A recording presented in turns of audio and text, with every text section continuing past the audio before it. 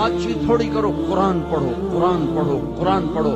میرے نبی رمضان میں سارے وظیفے چھوڑ دیتے تھے، صرف قرآن پڑھتے تھے، سب وظیفے چھوڑ دیتے، صرف قرآن پڑھتے تھے، صبح سے شام قرآن پڑھتے تھے۔ اب میرا دوست ہے مولوی ثناء اللہ، صبح سے شام ایک ختم کرتا ہے، شوگر کا مریض ہے، ایک ختم روزانہ کرتا ہے، ایک ختم روزانہ۔ چلو تسی این کرو، ایک سے پڑھا تو روز پڑھ لو، 2 روز پڑھ لو، اخبار دیکھنا چھوڑ دو، ٹی وی دیکھنا چھوڑ دو، بس صرف قرآن پڑھو، قرآن پڑھو، قرآن پڑھو، کہ سارا آسمانی علم رمضان میں آیا ہے۔ یکم رمضان ابراہیم علیہ السلام پہ کتاب آئی، چھوٹی کتابیں، 2 رمضان موسیٰ علیہ السلام پہ تورات آئی، 6 رمضان داؤد علیہ السلام پہ زبور آئی، 18 رمضان عیسیٰ علیہ السلام پہ تورات آئی، 21 رمضان یا 24 رمضان میرے نبی کے اوپر اللہ تعالیٰ نے قرآن کو اتارا۔